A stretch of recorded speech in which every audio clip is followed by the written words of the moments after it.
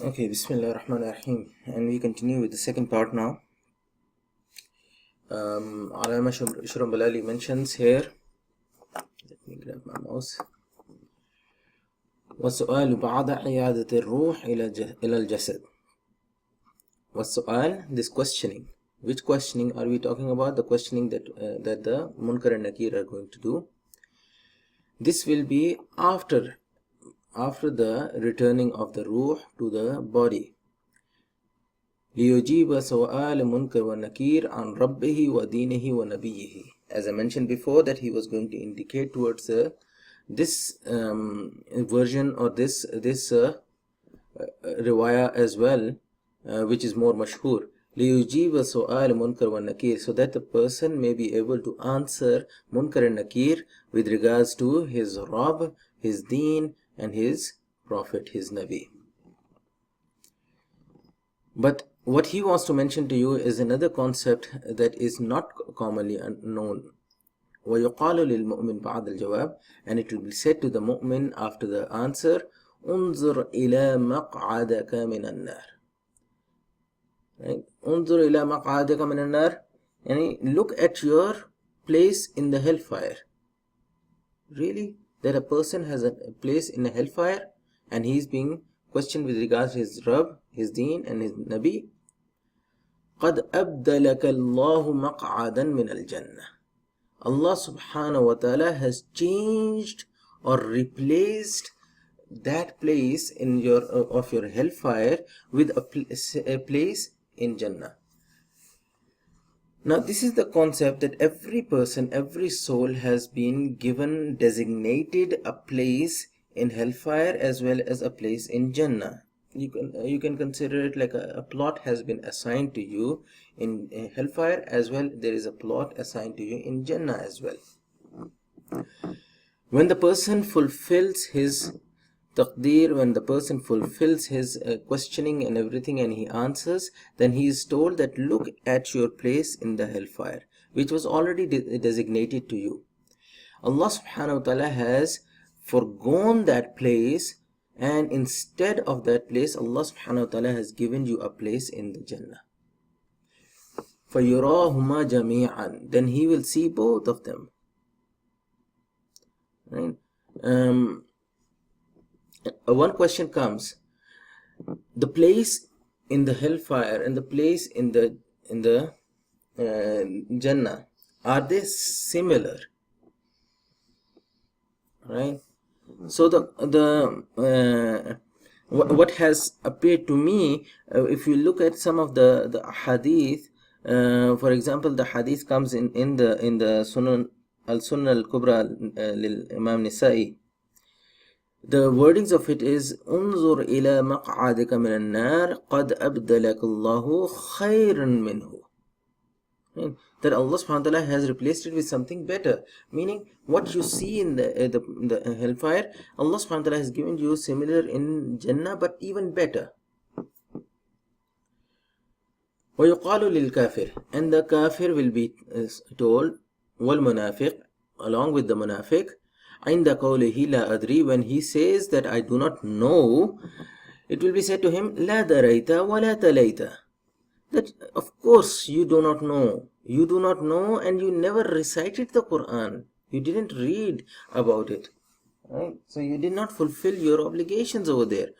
ويضرب بمطرقة من حديد ضربة فيصيح صيحة يسمعها غير ثقلين, that he will then be hit with a hammer made out of iron, one such a severe hitting that he will cry out, shriek out, يَسْمَعُهَا غَيْرَ الثَّقَلَيْنِ, everyone beside the thaqalain. Thaqalain means the jinn and the ins, the jinns and the humans. Aside from these two, everyone will hear this shriek. وَعَذَابُ الْقَبْرِ حَقٌّ. Now he continues and talks about other things which are haqq, which we believe in.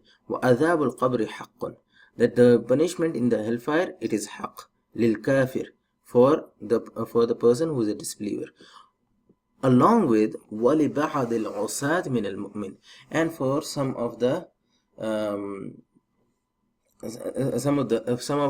ma'asi, some of the sinners from among the mu'mineen as well. وَنَعِيمُ الْقَبْرِ حَقٌّ لمن يشاء الله سبحانه وتعالى, and the bounties and the comfort of the qabr is also haq for whomsoever Allah subhanahu wa ta'ala wishes. وفي دعاء الأحياء وصدقاتهم منفعة للأموات, and من المؤمنين, right? And in the du'as, in the supplications of the living, and wasadaqatihim, and their voluntary acts, the tatawwu acts, their sadaqas, there is a benefit for the people who are deceased, who have died, right? Min al mu'minin, from among the mu'minin. Meaning, when you make dua for your deceased parents, grandparents, that they benefit from it.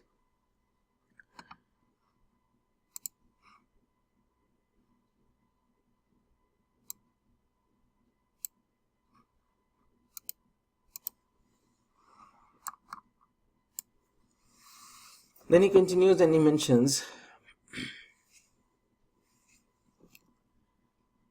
وحشر الأجساد وإحياؤها يوم القيامة حق. The gathering of the people and them coming alive, being given life on the day of Qiyamah is also a reality. It's haq.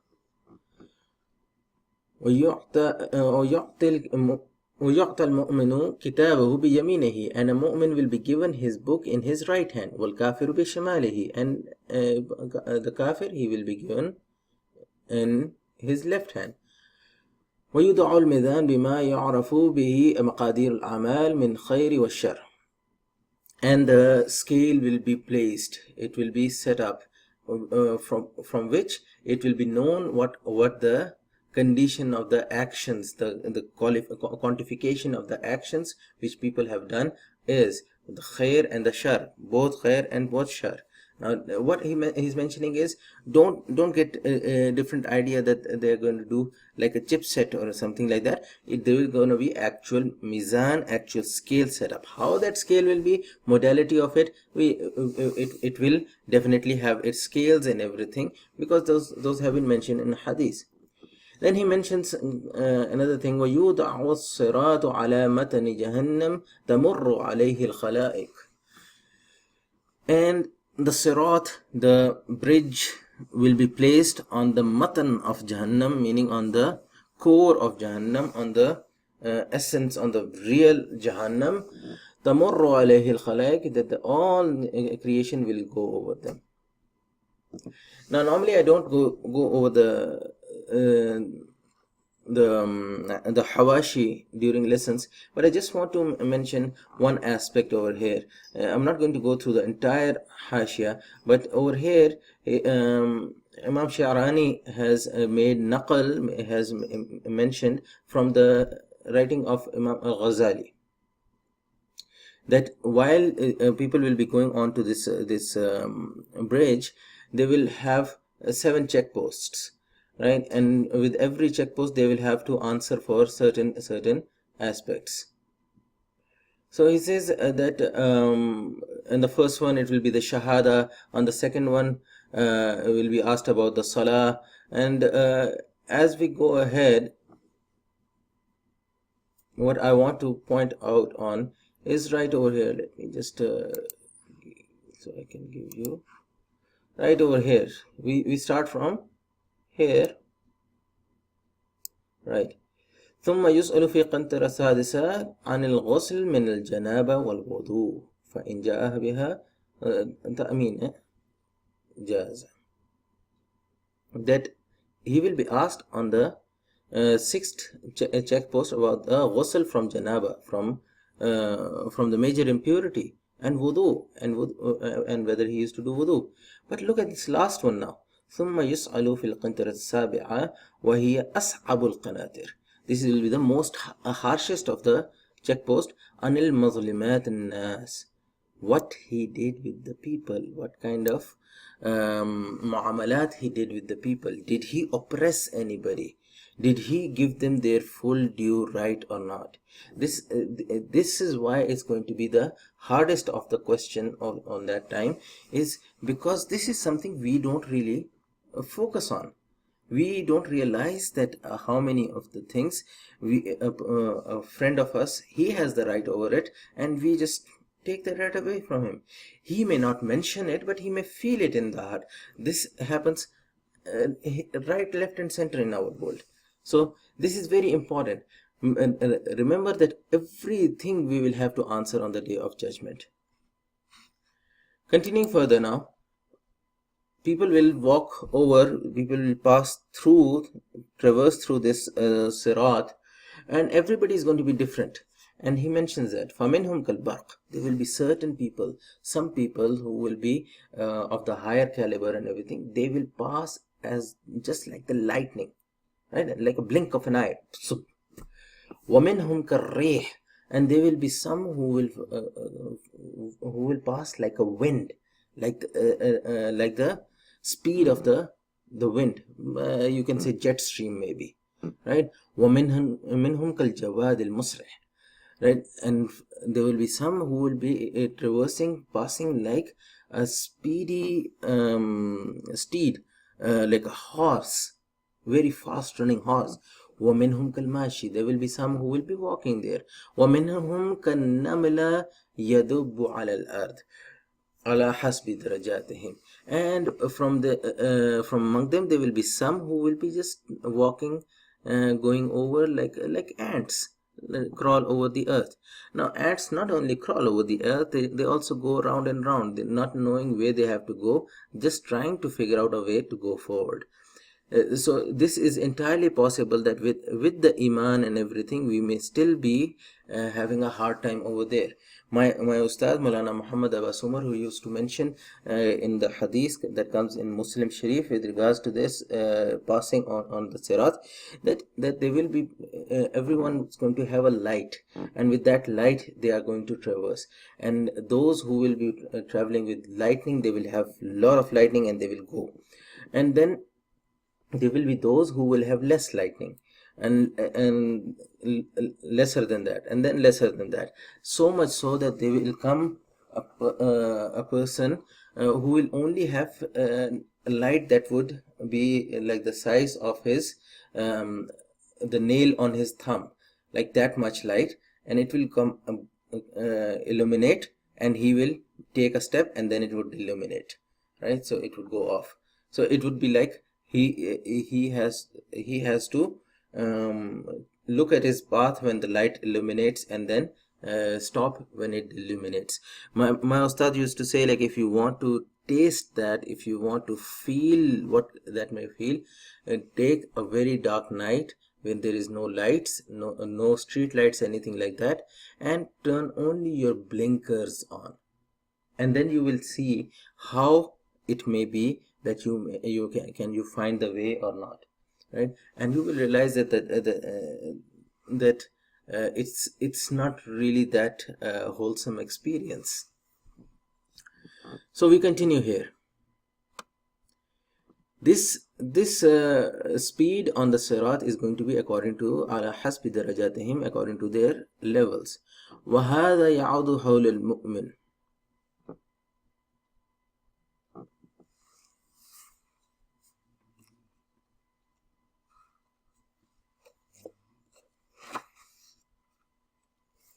Okay, وَهَذَا يَعُودُ حَوْلَ, meaning for a mu'min this may become the hardest part, right? This may become the crux of the matter of the qiyamah for the mu'min, that how he is going to traverse through the sirat. وَشَفَاعَةُ الْمُصْطَفَى, the intercession of Rasulullah sallallahu alayhi wasallam, the chosen one, الشَّفَاعَةُ الْعُظْمَى لِفَصْلِ الْقَضَاءِ, that is going to be the biggest intercession in for the finality of Allah subhanahu wa ta'ala taking the judgment. وَوُرُودُ حَوْضِهِ sallallahu alayhi wasallam, and bringing about or presentation of the hawd, of the Hawd of Kawthar, right, to Rasulullah sallallahu alaihi wasallam. Now he continues to mention a few other aspects, few other things which are also part of the belief. وَإِنْتَاقُ الْجَوَارِحِ حَقٌّ, that speaking of the limbs of the body, it's a reality, it will happen. You may not be able to say, when Allah subhanahu wa ta'ala is going to ask you, did you make tawbah from such and such thing, you may not be able to say, but your hands will say, so and so did such and such thing with me and never made tawbah from it. Wal jannah wan nar haqqun, right? Jannah, heaven and hellfire, both are reality, haqq. Wa huma mawjudatan al-an, and they are present even right now. Wala fana'a lahuma, and there is no end to them. They will be forever lasting. وَلَا لِأَهْلِهِمَا أَبَدًا, and neither for its dwellers ever. The Jannah and Jahannam, whoever will go into it, will go forever. وَأَنَّ اللَّهَ سُبْحَانَهُ وَتَعَالَى خَلَقَ الْجَنَّةَ وَالنَّارَ قَبْلَ الْخَلْقِ, that Allah subhanahu wa ta'ala has created this Jannah and Jahannam before He created the creation. وَخَلَقَ لَهُمَا أَهْلًا, and then He created for these two, the Jannah and Jahannam, its dwellers. يَدْخُلُ أَهْلَ الْجَنَّةِ بِفَضْلِهِ وَكَرَمِهِ, and the people who are worthy of Jannah, people of Jannah, they will enter the Jannah by Allah subhanahu wa ta'ala's virtue and His nobility and His mercy. بأن يريهم ذاته تعالى وتقدس من غير كيف ولا تشبيه, that they will see Him, that meaning Allah subhanahu wa ta'ala's Zat, وتقدس من غير كيف ولا تشبيه, and exalted He be without any kaif and without any tashbih, without any modality and without any similarity. Remember that we have already covered that in the sifat of Allah subhanahu wa ta'ala, in the zat of Allah subhanahu wa ta'ala, laysa kamislihi shay, there is nothing like Him, laysa kamislihi shay, right? Nothing like Him. So for us to assume or to think that we are going to see Allah subhanahu wa ta'ala in the perception that we see anything else, that is completely out of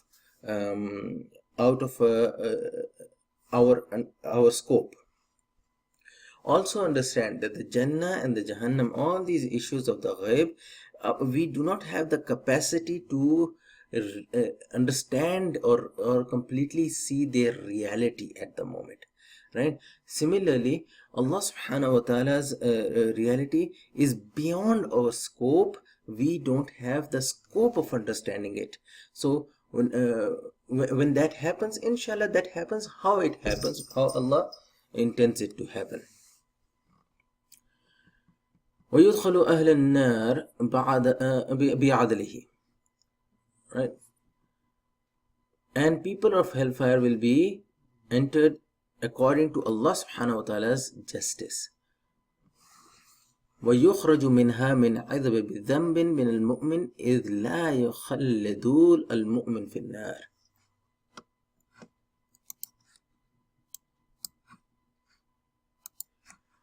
And people, some of the sinners from among the mu'mins, they will also be sent into the hellfire for a while, and when they have completed their sin, they have expiated their sin, then they will be taken out, yukhraju minha, from the azab as well,